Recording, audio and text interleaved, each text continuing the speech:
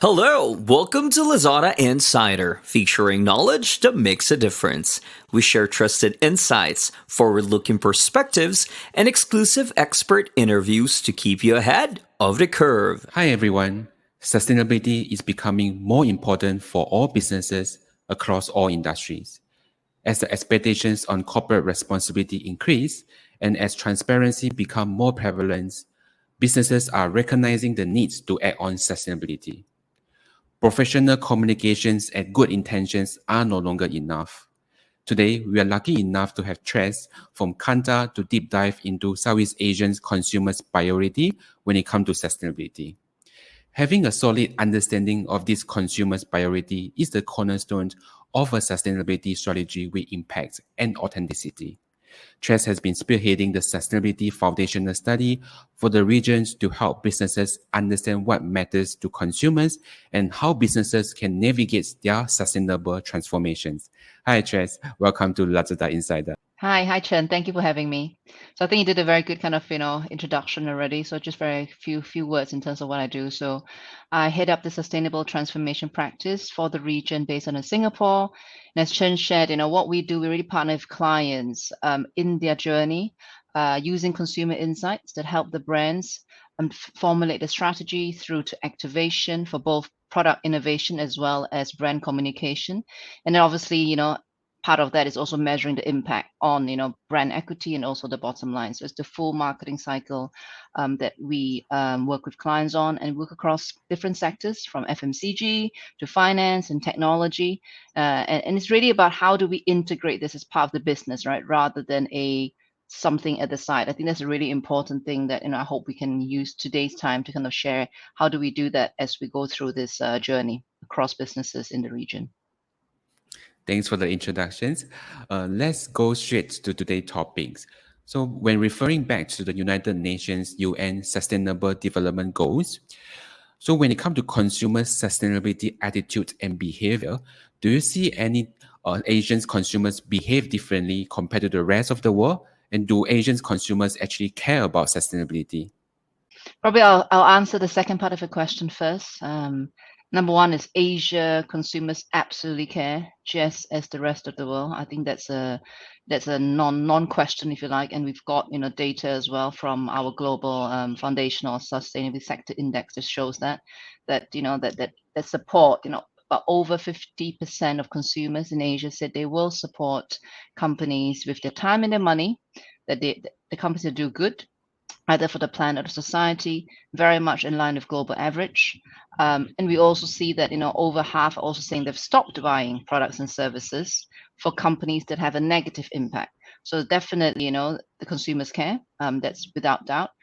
In terms of the issues they care about, again, quite similar, because all we've done is we've covered a whole range of issues that covers the 17 SDG goals. And you can see that environmental absolutely kind of in the top 10 list across the world, both for Europe, Americas, as well as APAC. And in Asia, we see the top issues really coming specifically around air pollution, water pollution, the weather events that we've seen. And these are all issues that that I think people in Asia living here would see how this, they're actually seeing that really close to home, right? You actually see the changes in the weather. Us in Singapore, Singapore's a hot place, but I think it's getting hotter, right? We can feel that. And you see all the kind of typhoons and floods that's happening in the region occurring more frequently, and ultimately impacting on people's livelihoods as well. So I think consumers absolutely, those are the issues they care about, not just for the wider world, but also kind of they are personally impacted by these environmental issues. So that's what we really see in Asia coming through. So there is commonality for sure, but I think it's also important to kind of understand that different countries and different markets are at different points in the sustainability journey. So if I compare Asia Pac versus Europe, and that's kind of a broad generalization, obviously, because every market is different, but broadly, you do see that markets in Europe, especially the Nordics, they're definitely more developed in their sustainability journey. Consumers are more knowledgeable. I don't think they know everything, but definitely more knowledgeable in terms of kind of broader environmental issues, what carbon emissions are, all those conceptual. They're able to kind of link it into some of the things that brands or companies or governments initiatives are doing and what they can do. So they're really demanding action, and they are, and in cases kind of participating in the action. However, I think in Asia Pac, developing markets in Asia region, markets like Indonesia, Philippines, Vietnam, they absolutely care as well. But I think they're still very much in the early part of the journey in trying to understand, what are these kind of bigger issues that are out in the media that is being talked about, like carbon emission reduction. I mean, these are still very big conceptual topics.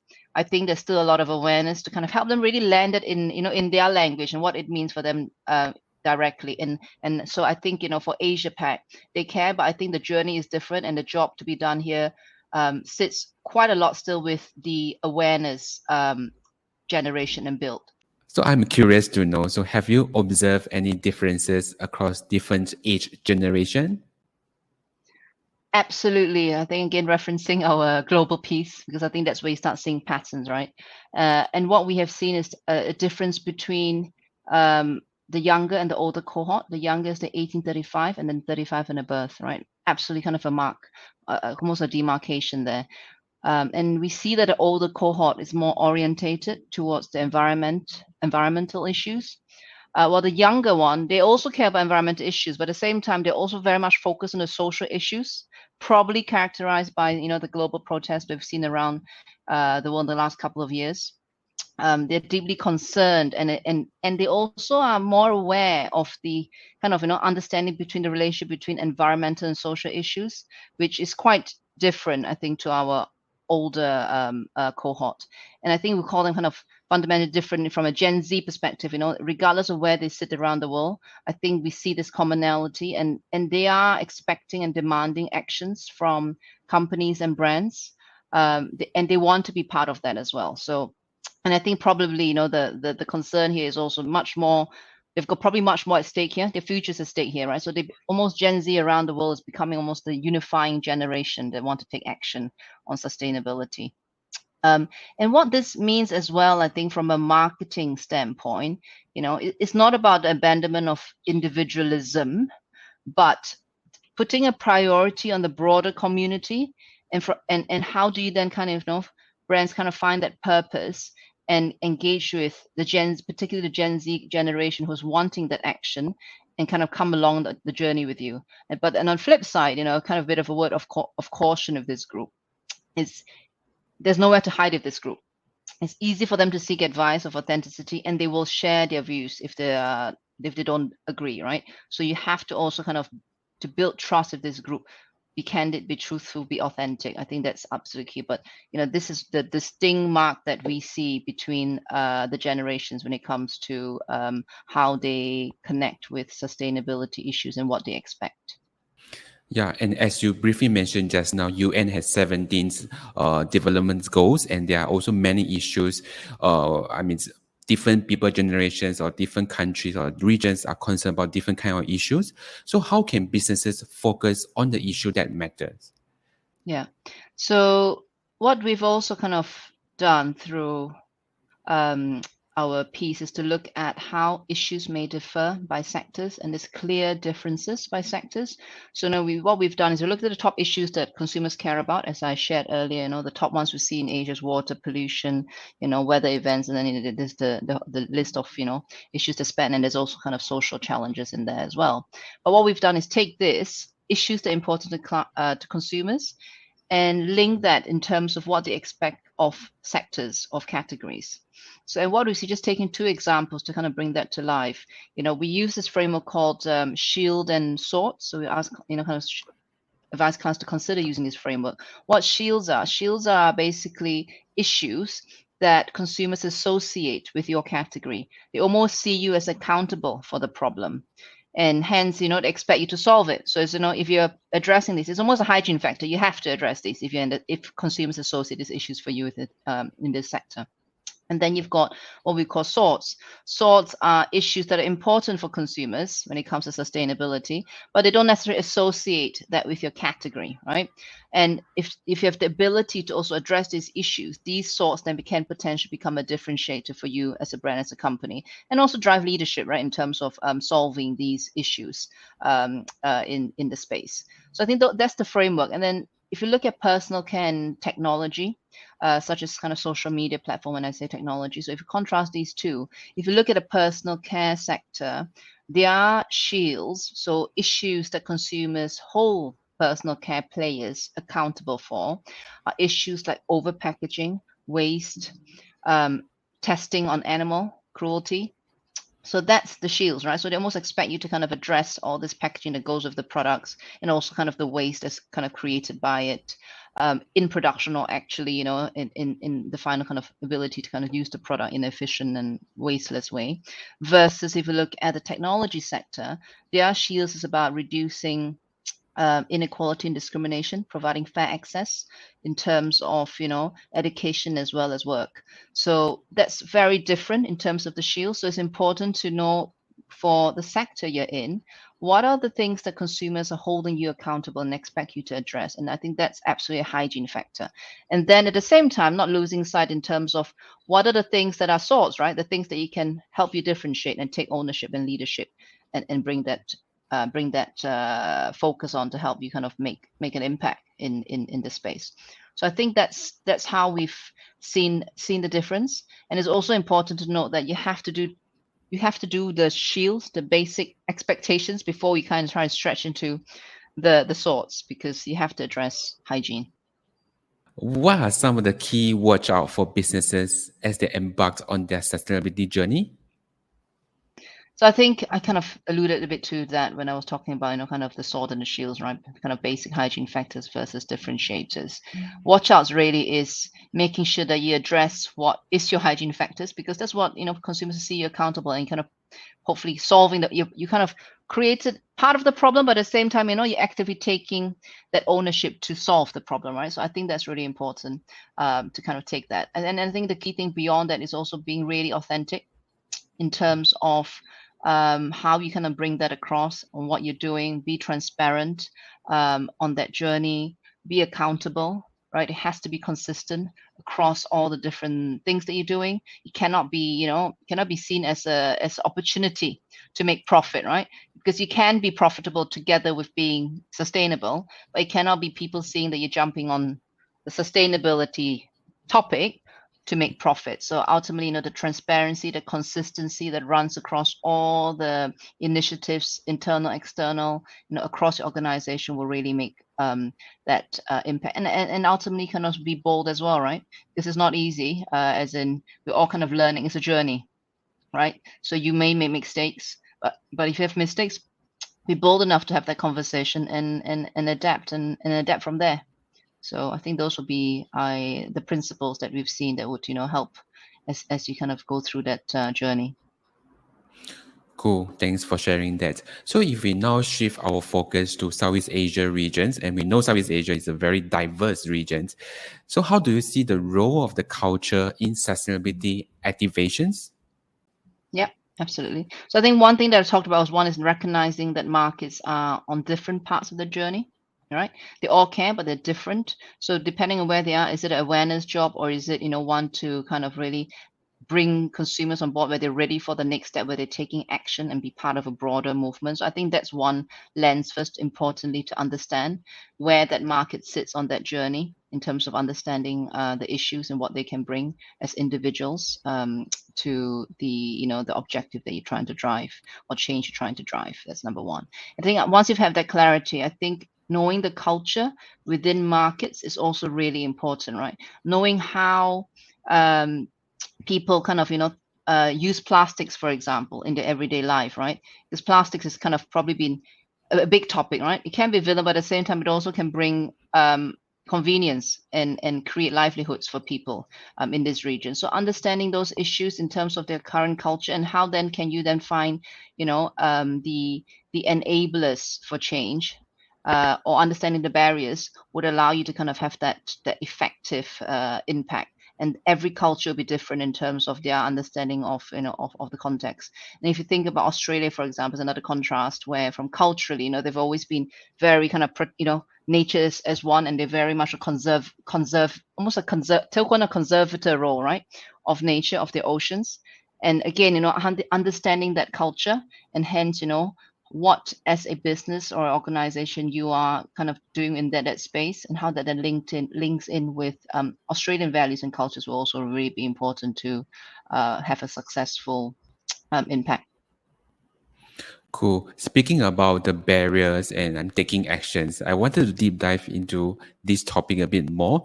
So, from your opinions, so what are some of the common key barriers for Southeast Asian consumers from taking actions, and how can brands or businesses remove those barriers? Good question. First things first, awareness. I think in this region, particularly the developing markets, I think there's still a role for helping consumers understand the kind of the issues and what brands are doing, governments are doing, what kind of and then what they and as individuals can bring to the table. I think once that kind of that's happening, I think the three key barriers that we typically see for behavioral change in being more sustainable, right? Whether it's about reducing the plastic you use, or trying to buy less new and use secondhand, or kind of eating produce that are a bit more environmentally friendly. For example, maybe reducing your meat consumption or buying fruits that are local or in season, etc. So these are all the specific actions, right, that you can take to be more sustainable. But what we see in the barriers typically to kind of actually the intent is that they want to, but we don't actually always see the level of behavior or adoption of sustainable products and services or initiatives as high as the intent.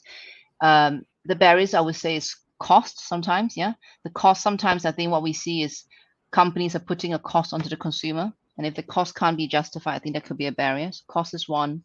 The comfort. So it's almost like the habit, right? I'm used to doing certain things a certain way. So not, trying to kind of change the habit is hard. I mean, even myself, I buy my coffee outside. Every time when I can get my coffee, I say, oh my God, I forgot my reusable cup, right? Because that's a habitual change, right? You need to be able to kind of pack into a habit, have your bag, have your reusable cup in your bag on a daily basis. So those are you're changing your habits and rituals. So I think that's a big barrier as well. How can you make that habit become part of what you do? Or sustainable habit part of what you do. And then the third barrier we see is around the risk of the experience, right?